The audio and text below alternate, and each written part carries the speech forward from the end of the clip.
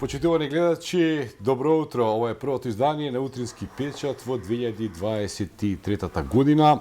Се разбира дека е доцна сега да ви ги честитам празниците, но не е доста да ви посакам да живеете во помалку интересни времења. А за тоа колку беше интересно во регионот и во светот, разговараме со мојот колега Дејан Андоновиќ. Добро утро, Дејан. Добро утро. Во Донбас, чинам, има некаква решавачка битка, во Бразил имаше, барем според мој впечаток, обид за државен удар, а на Косово повторно е тензично. Да почнеме од регионот. Или да почнеме дека за 9 дена, колку што немаше утрински печат, толку има настани, толку се случија настани да не знам од кај да почнеме. Еве Косово географски не е близко. Значи може да резимираме дека живееме во најинтересните времења. Тоа не е добро. Да, секоја генерација живее во одредени интересни светски времења со овие информации што се многу достапни. Ние живееме у толку интересни времења што од минута во минута се менуваат. Претходните генерации немале толку технологија, може и они живееле во интересни времења, ама не знаеле што се случува, но ние за жал знаеме или барем можеме да видиме што се случува, а можеби не знаеме што точно се случува.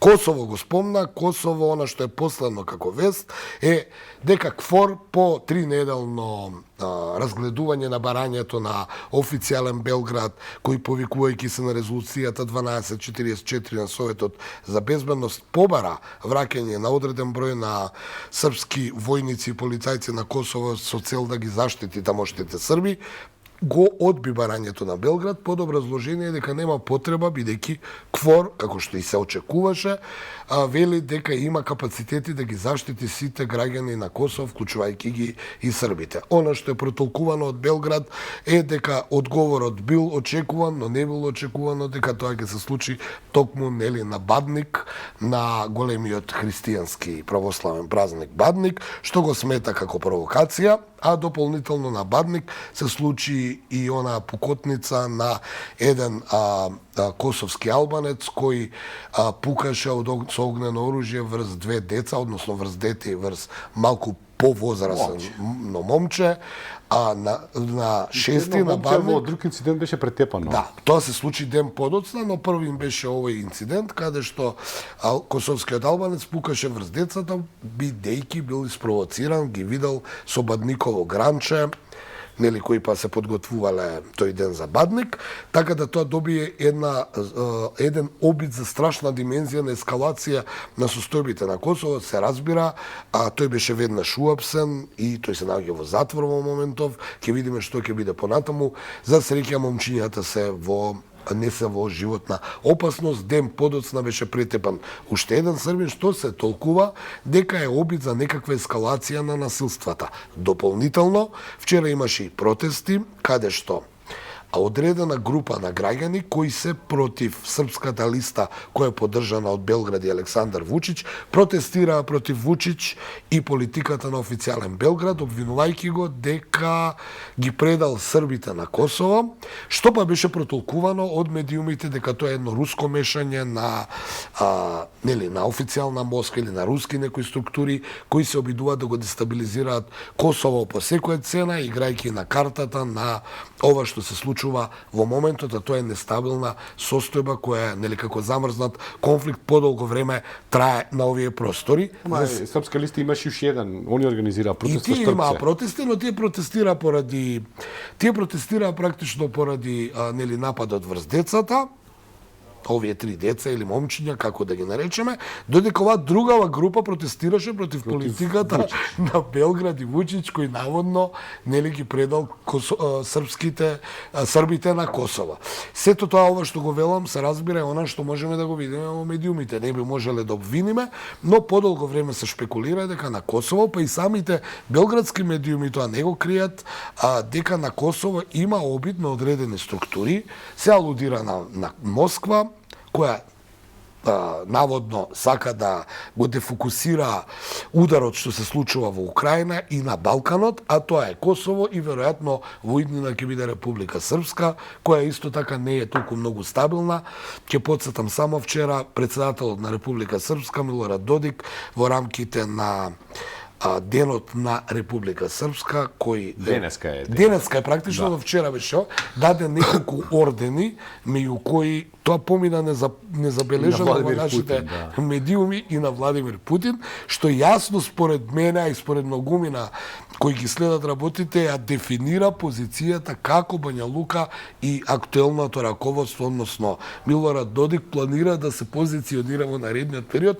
Доста храбро, нели, мора да се согласиш, но многумина сметаат дека Република Српска е едно од упориштата на актуелното раководство во Кремљ. Само да докажам дека Милорад Додик самиот е она што беше интересно. Тој не крие. Само што не крие тука, ако минатата година Вучич требаше да се сретне со Путин, 2 дена претходно секогаш одеше први Милорад Додик да се сретне со Путин, така да ќе бидеме сведоци дека у наредниот период ќе има многу разместување на Балканот. Се разбира, ова е поинаква политичка околина за разлика од пред 30 години. Сега има многу НАТО, нели, членки, поранешни републики од поранешна СФРЈ, но очигледно не мируваат работите, бидејќи еве и ова со Косово покаже дека мало невнимание може да дојде до некаква поголема ескалација на судите. Значи, тука се надеваме дека судирот нема да ескалира, но во Украина ескалира и тоа. Како последниве денови се водат крвави борби околу Бахмут, Соледар и целиот тој, нели, дел од фронтот. Прв пат значи први неа секој сакам за Украина, за војната во Украина сакам тоа си го ветив самиот дека при секој овие анализи ќе ја почнам со реченицата и денеска се уште нема никакви наводи и иницијатива некој да поведи иницијатива за мир. Не, значи, никој не е заинтересиран за мир, дури и оној прекин на огнот што Путин го даде. Беше одбиен веднаш. Беше одбиен, а и да беше прифатен, тоа е лицемерно, еден ден ништо не се добива. Што се случува? Значи, нема иницијатива за мир. Мене ми интересно, Киев најавува дека многу брзо ќе ги врати териториите, што е според мене нелогично. Од друга страна, Русија мака мачи не може да мрдне ни 1 сантиметар во таа некоја офанзива која ја најавува. Борбите околу Бахмут се случуваат, се крвави, малку и знаеме за нив, но не знам дали забележа дека еден ден завчера при гранатирање на руска касарна загинаа 400 војници руски, а вчера во одмазнички напад на руската армија врз украинска касарна загина 6 украински војници и прв пат у еден ден видовме 1000 војници загинале во одмазнички напади, како да тоа е некоја бракоразводна парница, па се одмаздуваат еден со друг, се работи за една војна. И многу е чудна и реториката дека ова е одмазнички напад.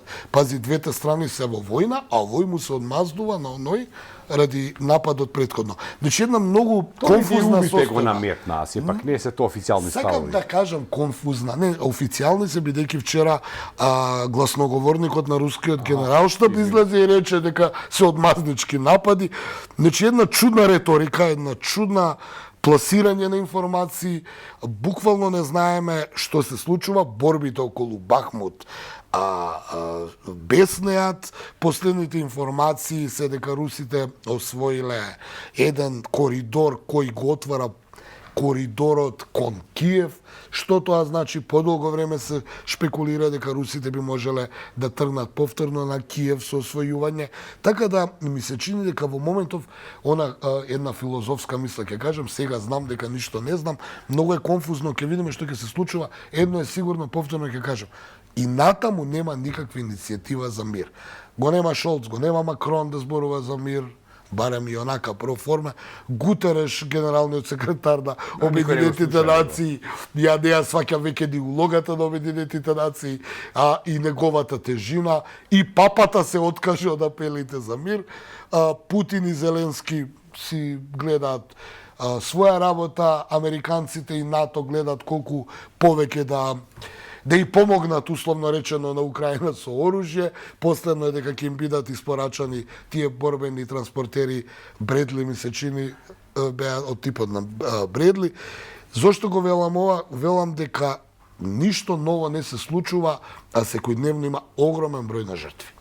Да, тоа е несомнено така, огромен број на жртви, но јас изненадив вчера кога видов дека во Бразил имаше нешто слично на оно што се случи преклани во САД, на 6 јануари беше во САД, а ова е на 8 во Бразилија, во главниот град на Бразил, каде што приврзаниците на Болсонаро букварно го демолира. Па тоа е разликата, тоа сега да ти кажам дека не е исто, бидејќи во Капитол влегоа, но не направија штета, а ние вчера вчера спречени да направат штета, да. Па интервенираше армијата, тргнати беа тие уапсени или што е веќе, и тоа не можеме да знаеме.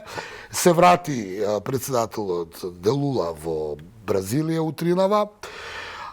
Поранешниот претседател Болсонеро Тој е во САД, тој е во САД, ги осуди овие напади и рече дека не смее тоа да се случува и ги обвини медиумите во Бразил и неговиот наследник дека сакаат да му импутираат дека неговите изјави ги иницирале ултрадесничарите и неговите приврзаници да го направат тоа. Тој демантира дека стои за тоа, ги рекол своите политички ставови, но не стои за овој опит за државен удар, би го нарекле.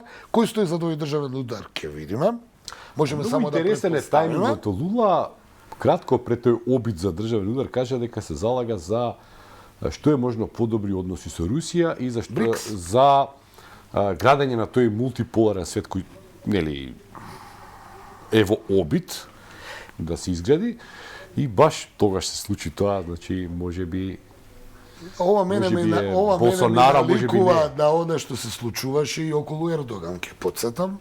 Мислиш со воениот удар. Ајде у три збора да направиме интересно нешто што сега го дознаваме, а тоаш не можевме да го видиме, а ги следевме работите. А тоа беше 2014-та, рушењето на Јануковиќ. Уште тогаш имало планови сето ова со Русија да се случи, ама преку Турција. Преку Турција да се направи ударот кон Русија практично во Сирија.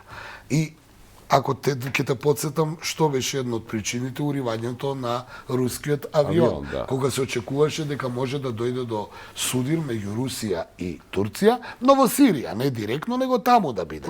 Тоа беше првен. Тогашниот шеф на руската дипломатија Давитоглу се обиде да направи се да дојде до тоа, не успеа, беше сменет од Ердоган. Веднаш од кога го смени Давитоглу, кој сега се вели дека работел за некои западни интереси, 2 месеца од кога беше сменет Давитоглу, имаше обид за пуч на Ердоган, ако се сеќаваш како се тоа заврши, воен удар, обид за воен, кога Ердоган успеа нели да ги тргне и од тогаш Русија и Турција имаат некои односи кои се, да кажеме, пријателски. Сега, тогаш не можевме да ги видиме овие работи, сега можеме. Истото се случува и во Бразил. Ние сега само можеме да констатираме и да ги споиме овие фрагменти што ги каже. Индикативно е дека токму Лула е човекот што се обидува да влезе во оној БРИКС, инициран од Москва. Тоа е во БРИКС. Не, повеќе него неговиот претходник Болсонеро. Сакам да кажам дека е индикативно. Не можеме да тврдиме, бидејќи може ќе дознаеме за едно 5 години да бидеме здрави и живи, па ќе разговараме во ова студио, се надевам јас и ти, дека било така. Но ајде сега, само ќе го испратиме овој настан. Секогаш кога има у некоја држава обид за пуч, државен удар, е настан сам по себе важен да се каже, затоа и го кажуваме, а што се случувало вистински ќе видиме. Да се предпостави што се кажува. Дејан, ако кажавме се, тогаш да кажеме доста е за денеска. Има вести многу, али немаме време у терминот. Нека станат читатели, нека го посетат нашиот сајт, каде што ги има буквално сите вести од земјата и од светот. Одиме со кратка пауза и со потоа следува нашиот прв гостен за денешното издание на Утрински печат.